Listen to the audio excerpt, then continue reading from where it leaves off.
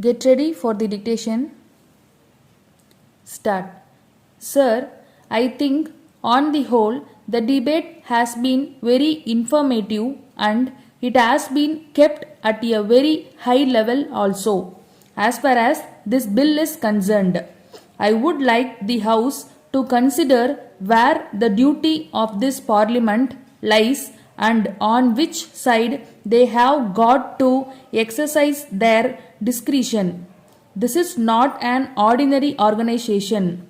When the Life Insurance Corporation was nationalized, there were many insurance companies functioning. Perhaps there was a certain amount of competition among the companies to give better service, allow cheaper premium, etc. But we thought that by government taking it over, it should be possible to run it through a corporation in a much more effective way and provide service also in a cheaper way so that the people might be benefited.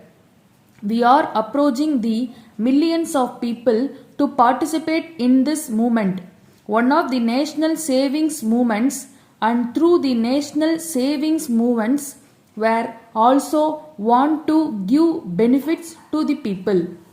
Lakhs and lakhs of small policy holders who have been called upon to subscribe to this insurance scheme were given an assurance through an act of parliament that this would be administrated in such a way that it would bring benefit to the community.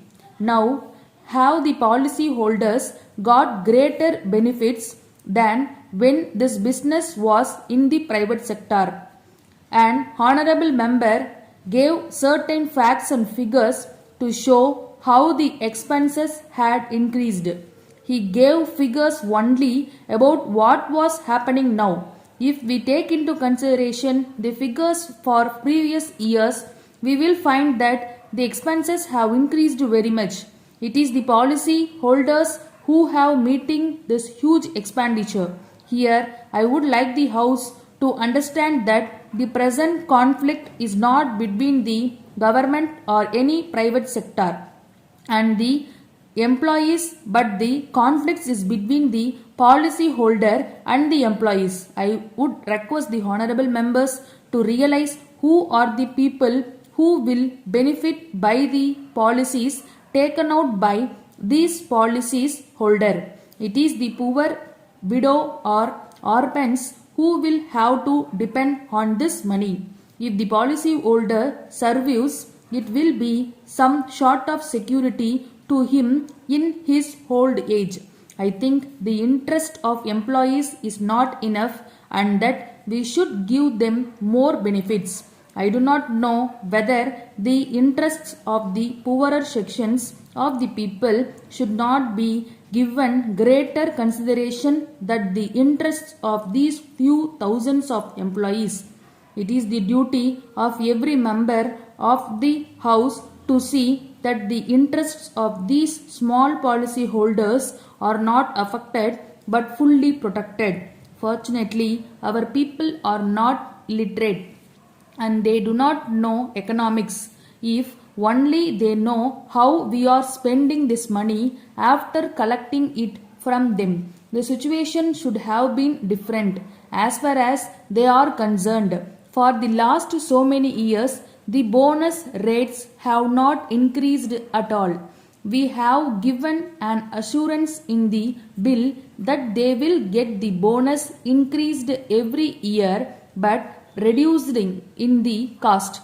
But in spite of the large increase in business, we gave a bonus of rupees 17 per thousand many years ago, and after that it has not been possible to increase the bonus at all.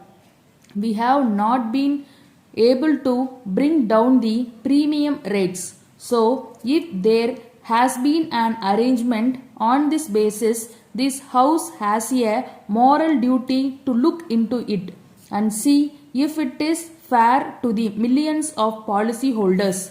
If it is brought to the notice that there is an agreement to the disadvantage of the policy holders, then it is our moral duty to intervene and say that this should be annulled. My plea to the opposition leaders who plead for the weaker sections is this: if they come and say that it is these employees who are more important to them, then naturally a question arises.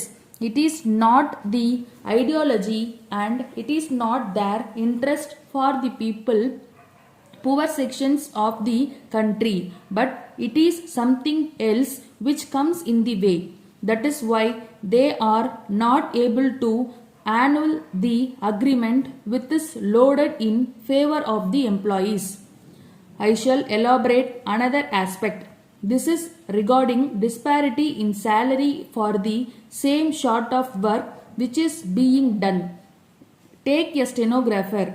Take into account this expertise. Why should he get this disparity of scale simply because one works in one place and some other person in some other place?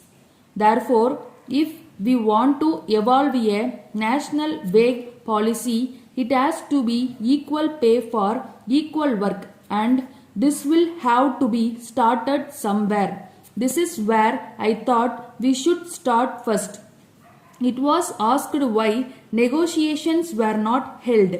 I wish it should be possible to have a healthy discussion to bring down the levels of advantages which have been obtained by these people.